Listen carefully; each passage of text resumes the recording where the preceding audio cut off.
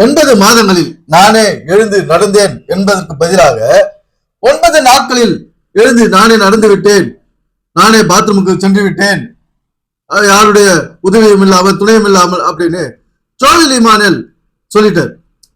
என்னது 9 நாட்கள்ல எழுந்து இவரே நடந்துட்டாரா அப்படின்னு எல்லாருக்கும் ஒரு சந்தேகம் வந்துட்டு இதை எல்லாரும் ட்ரால் பண்ண ஆரம்பிச்சிட்டாங்க. அது தம்பிக்கு தெரிஞ்சு போகுது, அப்படியே நம்ம இப்படி செஞ்சு சொல்லிட்டோமே. அதாவது ஜோயல் இமானுவேல் வந்து அதை தன்னை அறியாம சொல்லிட்டார். 9 மாதங்கள் என்றது 9 நாட்கள் என்று அது தன்னை அறியாம வாயில வந்துடுச்சு. அவர் வேணும்னு சொல்லல, தன்னை அறியாமையா அது சொல்லிட்டார். அதை வந்து மற்றவங்க எல்லாம் போட்டு கிண்டல் பண்ணி கேலி பண்ணி ஜோயல் இமானுவேல் பேசினாங்க. அதை பத்தி ரொம்ப சொல்றாரு. நீங்க எல்லாம் பார்த்திருப்பீங்களே, ஒரு அங்கிள் கூகுள்ல தேடுறாரா,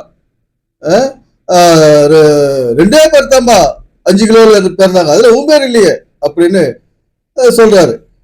சரி வாங்க அந்த வீடியோவை ஜோயல் இமானுவேல் என்ன சொல்ற நம்ம கேட்போம். யூடியூப்ல பாத்தீங்களா இல்லையா? சிரிக்கும் போதே தெரியுது, பார்த்துருப்பீங்க. நான் என்ன பார்த்த சொன்னேன், சாதாரண ஒரு 9 மாதத்துக்கு 9 நாள் சொன்னதுக்கு எப்படி பண்ணுவாங்க நான் எதிர்பார்க்கவே இல்லை. எங்கே போனாலும் 9 நாள் என்னடா 5 கிலோவில் இருந்து பிறகும் போது ஒரு அங்கிள் சொல்கிறாரு, நான் கூகுளில் சர்ச் பண்ணி பார்த்தேன், 2 பேர் தான் 5 கிலோவில் இருக்கிறாங்க, ஆனால் அதில் உன் பேர் இல்லையாப்பா. நான் உலக சாதனை படித்தேன். அப்போ எனக்குள்ள ரொம்ப வீக்னஸ் வர ஆரம்பிச்சேன். என்ன அந்த ஒரே உங்களுடைய ஊழியத்தை செய்ய எனக்கு இப்படி ஒரு கஷ்டத்தை இப்படி ஒரு வேதனையை கொடுத்துட்டீங்களப்பா. கவலைப்படாத மகனே, அந்த கண்களுக்கு முன்பாக நான் உன்னை மேன்மைப்படுத்துவேன்னு சொன்னார். இவங்களாம் கிண்டல் பண்ணுறதுக்கு முன்னாடி எனக்கு வெறும் 40 சப்ஸ்கிரைபர் தான். இதை கேளு, 40 சப்ஸ்கிரைபர் தான். இவங்க கிண்டல் பண்ணி 9 மாதம் 9 நாள் சொன்னதுலேருந்து சப்ஸ்கிரைபர் அதிகமாட்டாங்க. இப்போ கூட பார்த்தீங்கன்னா 72,000 சப்ஸ்கிரைபர். பார்த்துங்க, தீமையை வர்றதை தேவன் நம்மளுக்கு நன்மையாக மாற்றிட்டார். இன்றைய கிறிஸ்தவத்துல யாரு பைபிள் எடுத்து விளக்க கொடுத்தாலும் அவங்க முன்னால போய் உட்காந்துக்கிறாங்க. சண்டே சர்ச்சுன்னா அங்க ஒரு கூட்டம், அந்த சர்ச்சு மீட்டிங்ல பில்பெட்ல யாரு மேடையில யார் நின்று பேசினாலும் அதை கேட்கறதுக்கு ரெடியா இருக்காங்க.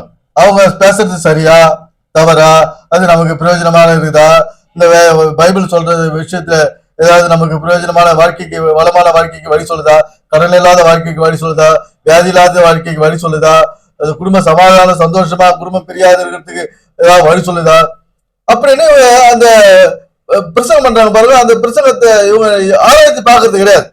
கிறிஸ்தவர்கள் யார் பிரசங்கம் பண்ணாலும் போயிட்டு முன்னால உட்காந்து முக்காடு போட்டுன்னு பார்த்துக்கிறேன் உட்கார்ந்து நிற்கிறது கிறிஸ்தவருடைய நிலைமையா இருக்குது.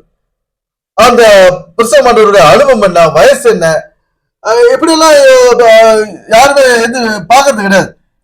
அது போல ஜோயல் இமானுவேல் வந்து பிரசங்கம் பண்றாரு, அது பெரியவங்க போல ஆக்டிங் வேற கொடுக்குறாரு. பெரியவங்க ஆக்ஷன் பண்ற மாதிரி நல்ல மக்களை கவர்றதுக்கு உன்னோட ஆக்ஷனுங்க பேச்சுங்க எல்லாம் செய்து ஒரு மக்களை கவர்ந்துட்டாரு ஜோயல் இமானுவேல். இங்க தன்னை அறியாமலே சொன்னாரு பாருங்க, எப்படி 9 மாதங்கள் 9 நாட்கள் அப்படி சொல்லிட்டாரு.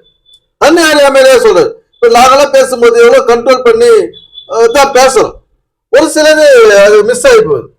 இப்படி ரொம்ப அதிகமா மிஸ் ஆகாது. நாங்கள் அது கொஞ்சம் உஷாராக தான் பேசுவோம். எங்களுக்கு ஒரு அனுபவம் வயசு சிந்தனை ஒண்ணு இருக்குது, அது நாங்க கொஞ்சம் சரியா பேசுவோம்.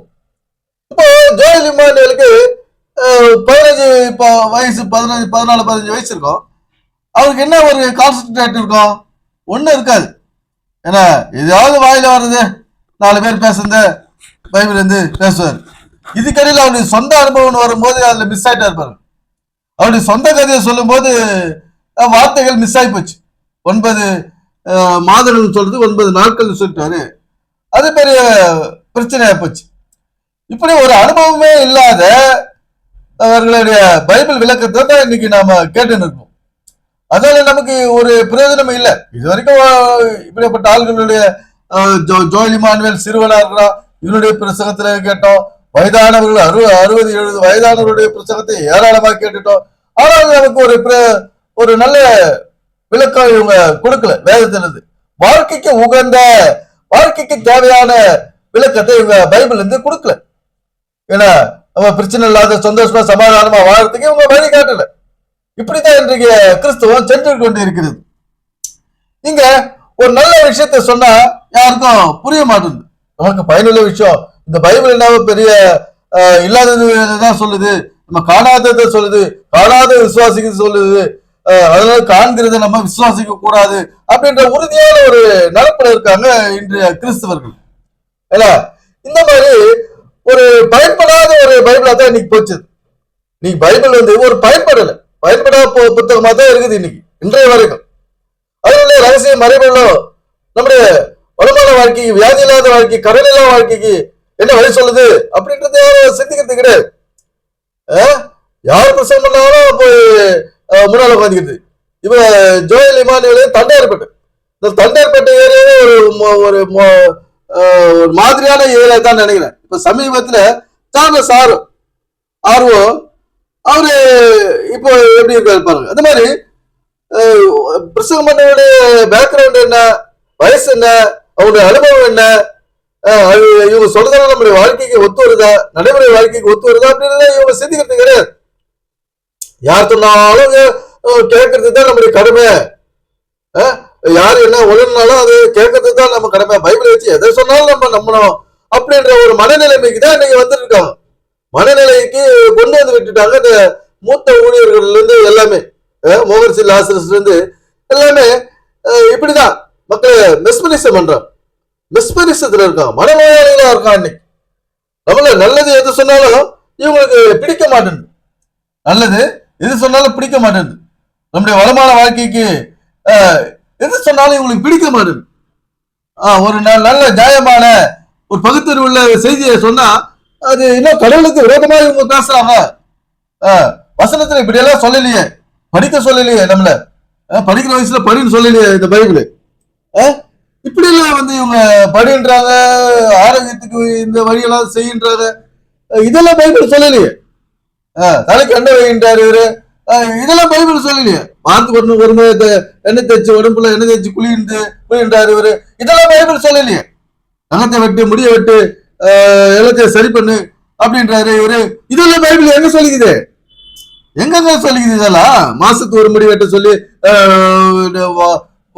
மாசத்துக்கு ஒரு முறை நகத்தை வெட்ட சொல்லி எங்க சொல்லிது பைபிள்? இவர் என்ன சொல்றாரு அப்படின்னு நிறைய பேர் யோசிக்கிறாங்க. நல்ல விஷயத்தெல்லாம் 4 பேர் தெரிஞ்சுக்க மாட்டாங்க. இன்னைக்கு ஏதாவது ஒரு அசம்பாவிதம் நடந்துச்சுன்னா ஜோம் பண்ணி பாத்தீங்கிட்டு அந்த அசம்பாவிதம் ஏன் நடக்குது, அது வராதுக்கு என்ன வழி, அது அசம்பாவிதம் நடந்த பிறகு நம்ம என்ன செய்யணும், அதை பத்தி எல்லாம் சிந்திக்கிறது கிடையாது. ஜோம் பண்ணிட்டு அதுக்குண்டான வழிய வேலைகளை நம்ம செய்யறது கிடையாது. அதனாலதான் நம்மளுக்கு வேதனைகளும் வலிகளும் அவமானங்கள் நிந்தைகளும் அதிகரிச்சுக்கிட்டு போகுது. இந்த பைபிள் ஒரு வாழ்வியல் புத்தகம். நம்முடைய வாழ்க்கையை நாம் வாழ வேண்டும் என்பது இறை நோக்கம். அதற்காக உருவாக்கப்பட்டது பைபிள். எனவே சிந்திப்போம், செயல்படுவோம். நன்றி, வணக்கம் நண்பர்களே.